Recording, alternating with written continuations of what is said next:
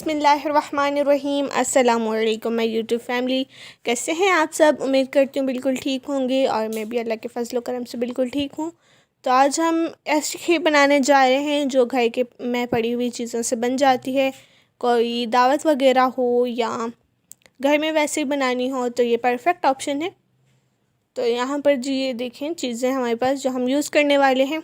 1 litre दूध, 1 litre पानी और यहाँ पर 1 पाव हमारे पास हैं चावल। यहाँ पर हमारे पास कुछ बादाम हैं तो यहाँ पर हम पानी में डाल देंगे चावलों को, जिनको हमने भिगो कर रख लिया था। चावल तो हर घर में अब होते हैं, मौजूद होते हैं। तो इसमें हम रख देंगे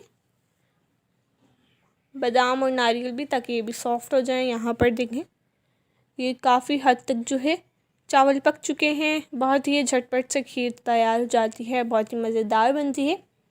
इंशाअल्लाह आपको पसंद आएगी। और इसका एक और फ़ायदा है, आप इस तरीके से ऊपर से इसका पानी उतार के इसे स्किन पे यूज़ करें तो उसका बहुत ही अच्छा असर होता है। स्किन वाइट होगी और मॉइस्चराइज भी होगी।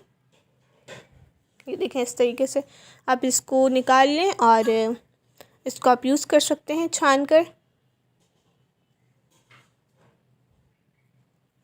और चावल पहले पानी में उबालने का, सॉफ़्ट करने का फ़ायदा ये है कि अगर हम दूध में पहले चावल उबाल लें तो वो जो है बिल्कुल ब्लैक हो जाती है। बिल्कुल ब्लैक नहीं, बल्कि इसका थोड़ा सा कलर जो है वो ब्लैक हो जाता है, हल्का हो जाता है, तो वो अच्छी नहीं लगती। तो इसमें हमने नारियल निकाल लिया है, वो सॉफ़्ट हो चुका है। और बाकी यहाँ पर बादाम भी निकाल लेंगे।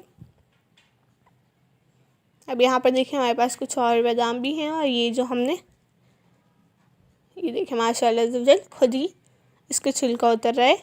ये देखें माशाल्लाह ज़वजल। तो आपको ज़्यादा परेशानी नहीं होगी इसके छिलके उतारने में। तो इसको भी हम काट लेते हैं। आप देख सकते हैं कितने आराम से ये कट रहा है और बड़े बड़े पीसेस भी ये कटते जा रहे हैं, वरना बहुत मुश्किल होती है, ये बीच बीच में से टूट जाती है। इस तरीके से आप थोड़ा सा बॉईल कर लें और इसे काट लें। तो यहाँ पर आप देख सकते हैं इसकी कंसिस्टेंसी चावलों की कितनी थिक हो गई है। ये देखें माशाल्लाह ज़वजल। आपने चम्मच को थोड़ी देर बाद हिलाते रहना है, इसे चेक करना है। इसमें हम ऐड कर देंगे 1 लीटर हमारे पास जो दूध था वो हम ऐड कर लेंगे और इसे हिला देंगे। इसे फिर से हमें पकाना है अच्छे तरीके से। इसमें हमने जो चीज़ें कट करके रखी थी वो भी डाल लेंगे।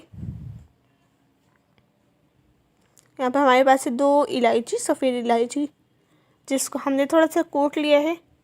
और यहाँ पर थोड़ी सी सौंफ है हमारे पास। इसको हम अच्छे तरीके से हिला लेंगे और इसे अच्छे तरीके से पकाना है।